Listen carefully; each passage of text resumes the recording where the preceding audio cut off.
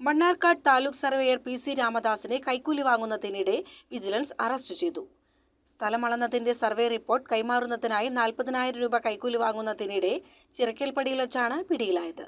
സ്ഥലമളന്നതിന്റെ survey report കൈമാറുന്നതിനായി 40,000 രൂപ കൈക്കൂലി വാങ്ങുന്നതിനിടെ ചിറക്കൽപ്പടിയിൽ വെച്ചാണ് vigilance DYSP Devadasan, inspector Mithun എന്നിവരുടെ നേതൃത്വത്തിലുള്ള ഉദ്യോഗസ്ഥ സംഘം അറസ്റ്റ് ചെയ്തത്.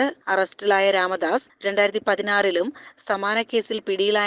സമാന കേസിൽ പിടിയിലായിട്ടുണ്ടെന്നാണ് അറിയുന്നത്. അന്ന് ഒറ്റപ്പാലം താലൂക്ക് സർവേയർ ആയിരിക്കുമ്പോൾ കരിമ്പുഴയിൽ വെച്ചാണ് പിടിയിലായത്. വസ്തുതരം മാറ്റത്തിന് സ്ഥലം ഉടമയോട് 75,000 രൂപയാണ് കൈക്കൂലി ആവശ്യപ്പെട്ടിരുന്നത്. പിന്നീട് വിലപേശി 60,000-ലും തുടർന്ന് 50,000-ലും എത്തി. ഒടുവിൽ 40,000 രൂപയെങ്കിലും തന്നാൽ ഇടപാട് ശരിയാക്കാമെന്ന് സർവേയർ അറിയിച്ചു. തുടർന്ന് വിവരം വിജിലൻസിനെ അറിയിച്ചു. വിജിലൻസ് നൽകിയ 40,000 രൂപ കൈക്കൂലിയായി വാങ്ങുന്നതിനിടെ ചിറക്കൽപ്പടിയിൽ വെച്ചാണ് സർവേയർ രാമദാസിനെ കസ്റ്റഡിയിലെടുക്കുന്നത്. CCN മണ്ണാർക്കാട്.